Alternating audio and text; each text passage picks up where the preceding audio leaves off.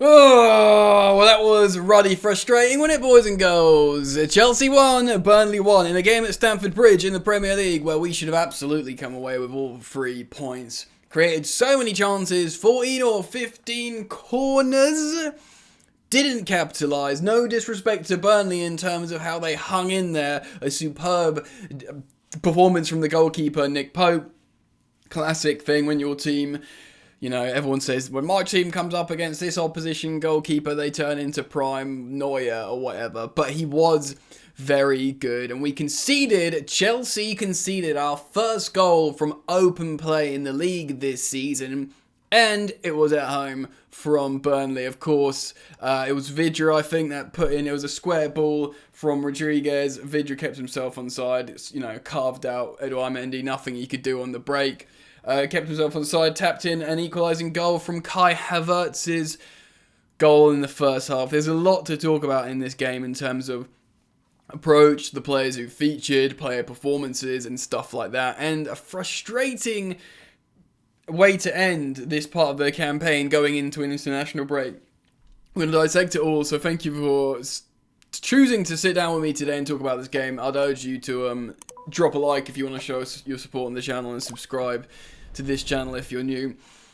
It was a 3-4-3 as per the norm for Thomas Tuchel, 4-4-2 for Sean Dyce's Burnley, who was having a bit of a scuffle on the touchline against Thomas Tuchel when it was still 0-0. It was when Ross Barkley had a high boot against the opposition player. That was a foul, so I don't know what Thomas Tuchel and his staff were fighting about, but it's always entertaining when the coaching staff have a go at each other. Chelsea scored. I think even Dyche put a finger up at it. So I heard in commentary stuck a finger up at Tuchel to be like, yeah, fair enough. And then obviously he would have been very pleased when his team equalised, especially considering the run of play. Chelsea lined up with Eduard Mendy in goal, Rudiger, Christensen and Thiago Silva completing the back three. We had Chilwell and James as our wing backs, so that's possibly our best back 5 if you think about it. Yes, Azpilicueta has been very good, but if you think about how good Christensen's been generally, with Thiago Silva and Rudiger in the back, and of course Chilwell and James have been in scintillating form of late for Chelsea Football Club. First choice, back 5, N'Golo Kante and Jorginho in the engine room, in the double pivot, in the double 6, whatever you want to call it. Pretty darn strong. Sure, we wanted to see Ruben Loftus-Cheek, and he came on later. But yeah, good. Kai Havertz playing down the middle, and even got the goal. Good as well. Callum Hudson-Odoi continues starting in the team. I think it's his 5th game in a row he started or something crazy, which is great for him. He's been playing well. Rather interestingly, Ross Barkley completed that front three, who has moments for Chelsea. He plays well, he doesn't play well, he he consistently works hard. I think his decision-making isn't always on. Interesting to see him getting selected. Of course, Mason Mount has been struggling with a wisdom tooth infection or something. He too came on later with Ruben Loftus-Cheek. And indeed, Christian Pulisic returns his first appearance in the Premier League since the opening day. Christian Pulisic has, of course, scored a perfect hat-trick against Burnley, but I think Tuchel, had he had it his way, neither Mason Mount or Pulisic would have had to feature. They came on in the last few minutes when we were chasing the game once we'd conceded the equaliser. And you feel vulnerable. There's echoes of vulnerability in this Chelsea team when you're only 1 goal up. In certain moments when we're vulnerable, with Tuchel and perhaps even previous managers, if you score another goal, you're fine. Recently, we've scored more than 1, so perhaps that sort of air of vulnerability doesn't come into it. And it's important to note, Burnley did make this a contest. They have found a little bit of form of late, and they weren't, collapsing in on themselves. Do you know what I mean? They really weren't. And they relied on their goalkeeper to make big saves. They relied on their centre-backs to make blocks. And they did that. And in moments, they threatened Chelsea. We showed vulnerability. We showed an insecurity, only being 1 goal up. And we let them score. And after that, Burnley, of course, employ the dark arts in terms of, wasting times. If we touch them, they'll fall on the floor and dive around and roll around. And to be honest, yes, it's the dark arts. Yes, it's infuriating when it's happening against your team, but I can kind of understand it. Considering the profiles of clubs, considering the form they've been in, they want to fight for their lives and stay in the Premier League like they often do by fighting. They're away at Stamford Bridge. This is what they do. And you can't be mad at it. It's up to the referee to deal with that. We had, what's his name, Andre Mariner, I think it was him. He's no good, to be honest, mate.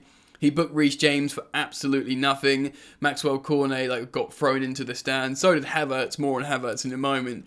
And then Reece James sort of went to put his hand, to shake his hand and apologise. It wasn't really aggressive, and he just touched the back of his head. Cornet then sort of hit the back of Reece James's head. Neither of them should have been booked. They should have had a word with them. The ref should have just had a word with them. But instead, he books both of them. Certainly shouldn't have booked Reece James. Reece James, of course, was excellent in this game. I think the goal concession was just a moment in the game. I'm not really going to put that on anyone. Feel free to comment down below if you think that's someone's fault. If you think there's someone to blame there. But Reece James was great. That first half, he was magnificent. He put the ball on Kai Havertz's head, who was a little bit too free in the box for Sean Dyche's liking. But Havertz did great to score the goal. He's good with his head in the 6-yard box, Kai Havertz. He looks a bit delicate and sort of lanky sometimes, but he's very good. I liked it when he sort of glides around the pitch a little bit deeper, but he does like a duel in the 6-yard box, like a proper centre forward. Which is positive when both your centre-forwards in Romelu Lukaku and Timo Werner are injured. To be honest, Romelu Lukaku was missed today. We could have done with an absolute, titan up front to battle those Burnley players. And I think he could have been really, really useful today. Kai Havertz did well enough. Of course, he got sort of launched into the stands, and it looked rather painful. He just sort of disappeared in front of the fans, and they sort of picked him up, and he hurt his leg, but turns out he was okay. But it looked like for a moment he could have been seriously screwed. Anyway, we should have done better.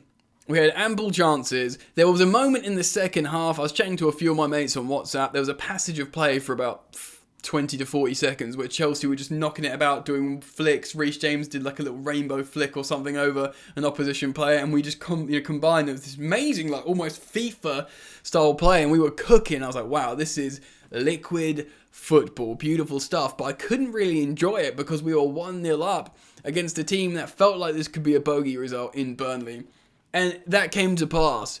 That was what it proven to be. It was a bogey team. We've beaten Burnley loads recently. I don't want to say they are a bogey team, but it felt like it could be a bogey result.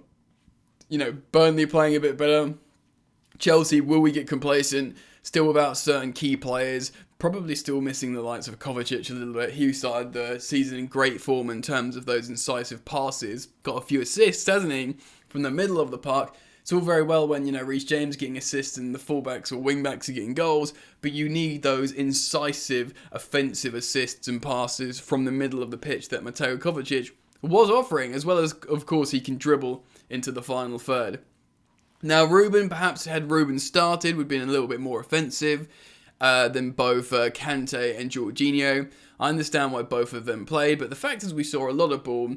We were really aggressive. I would have liked to have seen Ruben Loftus-Cheek feature earlier or even start this game. Hindsight is 20/20 though, boys and girls. You always look back on a loss or dropped points. Think about that. So where does this leave us? I think we're a few points clear. I mean, if Liverpool win, we'll still be a point clear at the top of the Premier League going into the international break, which of course is a good place to be. I think so anyway. I'll have to double check that. Forgive me if I'm wrong. But it's a frustrating end, and it's a reminder of what can happen in the Premier League against any sort of opposition. Burnley can do that, of course. Liverpool recently drawn to Brighton. A good team as well, by the way. Palace beat Man City. These results are happening. It's annoying for Chelsea because we were 1-0 up. And not only that, we had so many chances. I don't really want to slag anyone off too much. No one really missed a sitter, I don't think. It was just one of those days when the goalkeeper was good. And you probably missed a Romelu Lukaku in there, I think. Guys, it sucks, but it's what happens. Let me know what you guys think. Comment down below. I want to hear your thoughts, feelings, and opinions on this frustrating game. 1-1 on the day. We're still okay. We're in a good position. I don't think we played badly at all. And performances are what matter in the Premier League. Often, certainly that's what managers will tell you, and I don't think we should be too annoyed with our performances. Comment down below on how you feel about this game. I want to hear it, guys. Drop a like on the video if you want to show your support to me, Jan. Here on Football Therapy, it means a lot, and I've got lots of really nice and lovely messages from you guys recently across different social platforms, and I really appreciate that. If you're a newcomer, subscribe. And I want to remind you guys, YouTube hasn't been notifying people about my uploads, which is rather frustrating. Even when you have notifications turned on, make sure you have all notifications turned on for this YouTube channel if you want to be notified, that is, to ensure you are notified when I upload, so you don't miss anything. That means a lot, guys. Thank you so much. It sucks that it's happened, but we move. We're still in a strong position. I look forward to seeing you guys down in the comments. Enjoy the football, and I will see you later.